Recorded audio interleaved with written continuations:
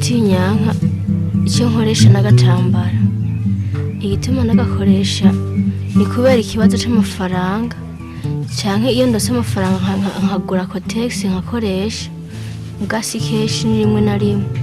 Agatambara ntabura igikwemu gikomeye nga kidakomeye cyane cyoroshe. Ngwane mpura nazo kugatambara si nyinshi, nuko gusa hagera igihe nkaturi kakanturira. Iyo ngiyeyo nkabura impuzu cyitwa Kotex, ndakoresha ikintu cyitwa agatambara nkakamesa neza nkagakoresha. Mugabo uwo mwanya nakoresheje agatambara ntabwo ngenda ku ishuri.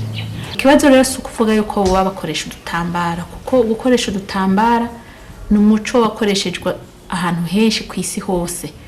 Twebwe ico dushaka ko abana babayabaga babigema batanguye kuja mu butinyanka bamenya nuko gukoresha udutambara atari bibi, ariko gukoresha udutambara ducafuye tudafise isuku ari byo bibi.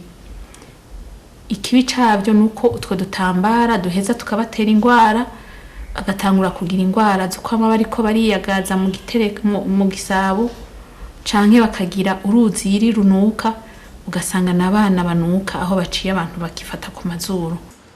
Mwishira hamwe ryacu Sakode twaciye tubona yuko dukwiye gufasha abana mu kubakorera dutambara twobafasha gutega amaraso y'ubutinyanka. Two dutambara natwo tukabaruto. Iyindi ngorane ya kabiri twabonanye abana babayabaga batanguye kuja mu butinyanka nuko twabonye yuko badafise uduhudu two musi two bita udukareso dukwiye kugira ngo babe bashobora kuja mu butinyanka babibemo neza n'isuku. Nico gituma muri Sakode ntitwakoze gusa agatambara kabafasha gutega ajya amaraso aca mu gisabo, mugabo ako gatambara twakoze n'agatambara bashobora kwambara baba bafise ikareso canke batayifise. Twarayikoreye utugozi umuntu ashobora kwambaza kugira ngo afate neza. Aho gatambara gacafuye ashagakura kose akakamesa agaheza gatora kandi akambara.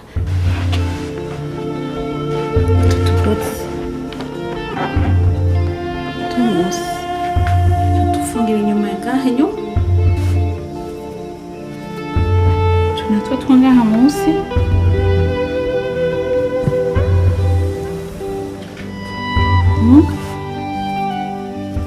Mugapake kose usanga harimo utudutambara naberetse dutatu tunini n'utu tubiri duto, utugozi tubiri hamwe rero n'akagasashe. Turashimiye yuko yaduhaye ubwo butambara, ubu tukaba dukina mu bandi bana nkuko bisanzwe, ntihagire na kimwe bamenya mw'ibyo byose.